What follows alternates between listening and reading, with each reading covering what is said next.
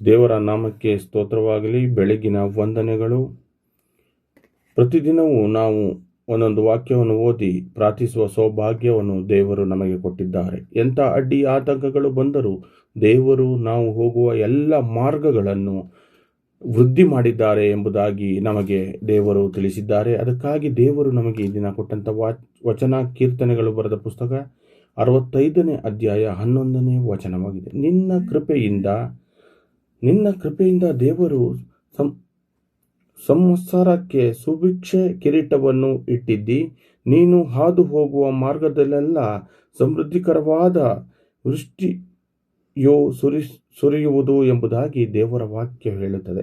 ಈ ವಾಕ್ಯ ನಮ್ಮ ಬದುಕಿನಲ್ಲಿ ಪ್ರತಿ ವರ್ಷವೂ ನಮ್ಮ ಶ್ರಮದಿಂದಲ್ಲ, ದೇವರ ಕೃಪೆಯಿಂದಲೇ ಕಿರೀಟದಾರವಾಗಿದೆ ಎಂಬುದಾಗಿ ನಾವು ತಿಳಿಯಪಡೆಯಬೇಕಾಗಿದೆ. ಏಕೆಂದರೆ ನಾವು ಬಿತ್ತುವುದು ಸ್ವಲ್ಪವಾಗಿದೆ, ಆತನು ಸುರಿಸುವ ಆಶೀರ್ವಾದವು ಅಪಾರವಾಗಿರುತ್ತದೆ. ದೇವರು ಮುಂದೆ ನಡೆಯುವ ಮಾತ್ರವಲ್ಲ, ನಾವೆಲ್ಲ ಹಾದು ಹೋಗುವ ದಾರಿಗಳಲ್ಲೂ ಸಮೃದ್ಧಿ ಗುರುತನ್ನು ಬಿಟ್ಟು ಹೋಗುತ್ತಾನೆ ಎಂಬುದಾಗಿ ನಮಗೆ ಈ ವಾಕ್ಯವು ಹೇಳಲ್ಪಡುತ್ತದೆ. ಒಣ ನೆಲಗಳಲ್ಲಿಯೂ ನಿರೀಕ್ಷೆಯ ಕೊರತೆಯಲ್ಲಿಯೂ ಆತನ ಕೃಪೆ ನಮ್ಮ ಮೇಲೆ ಜೀವವಾಗಿಯೇ ಇರುತ್ತದೆ. ಜೀವ ಫಲವಾಗಿ ಆತನ ವಾಕ್ಯವು ನಮಗೆ ಎಂದಿಗೂ ಸುರಿಸಲ್ಪಡುತ್ತದೆ ಎಂಬುದಾಗಿ